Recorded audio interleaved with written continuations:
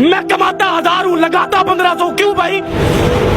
तुम बाप लगते हो, सारा दिन मेहनतें मेरी वजह से लेते हो, मुल्क मेरी वजह से चलाते हो, पैसा बिलों में मुझसे लेते हो, साबुन में मुझसे लेते हो, ये रोजमर्रा हम इस्तेमाल करते हैं। आप जैसे लोग तो भाईजान वो टिच का बटन दबाया और लोशन निकला और लगा के निकल गए। हमने तो 20-20 वाला साबुन तलाश करना है। ये कैसे करेंगे? कोई है हमें रास्ता दिखाने वाला? कोई है हमारी उंगली पकड़ने वाला? हम खुद को खुद कामयाब कर सकते हैं, हम खुद को खुद नाकाम कर सकते हैं। यहाँ पर तो सिर्फ जागीरदार ही खुश है इस मुल्क के अंदर।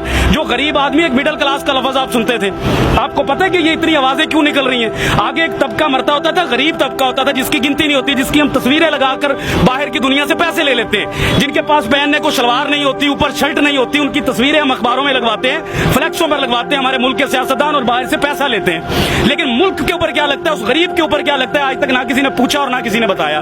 क्योंकि ना इतनी हमें किसी ने औकात बताई इस मुल्क में रहने के लिए कि भाई टैक्स दोगे आप, रिश्वतें दोगे आप, लोगों के पेट पालोगे आप, जागीरदार को आप पालोगे।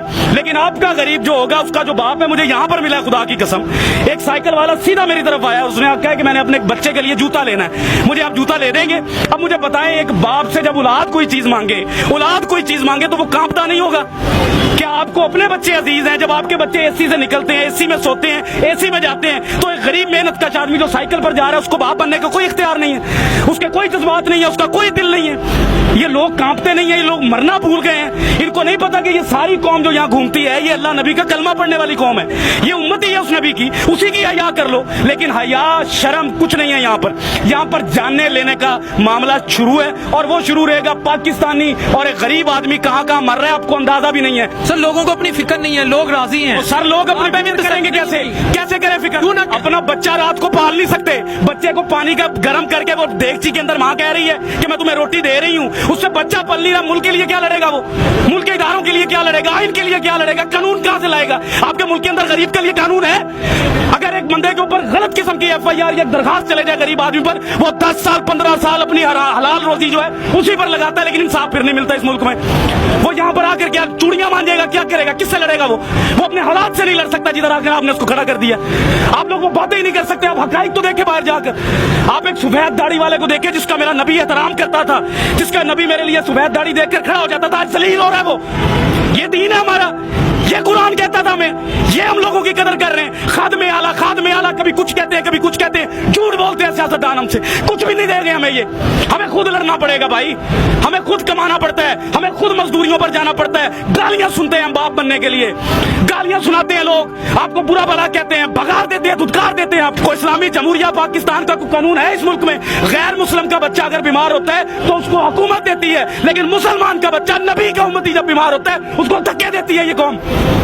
हम अपने जैसे से लड़ते हैं, लेकिन अपने से ऊंचे से नहीं लड़ते। डर लगता है, टांगे कांप जाती हैं। पूछो सवाल आज से, किसने लाकर खड़ा किया इन सबको यहाँ पर?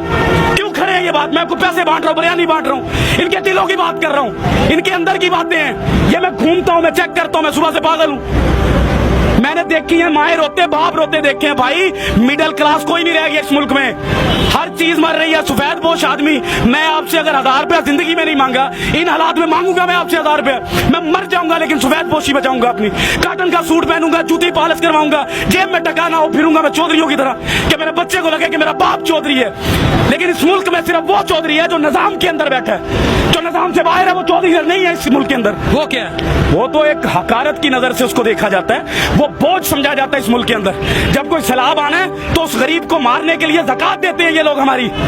कभी सैलाब गया जागीरदार के घर, कभी गया किसी सियासतदान के घर, कभी बच्चा मरा इनका कहीं पर, कभी भूख से ये रात को सोए, फिर ये कहते हैं मुल्क के हालात नहीं ठीक, तो लाओ पैसा अपने मुल्क में लगाओ हमारे ऊपर।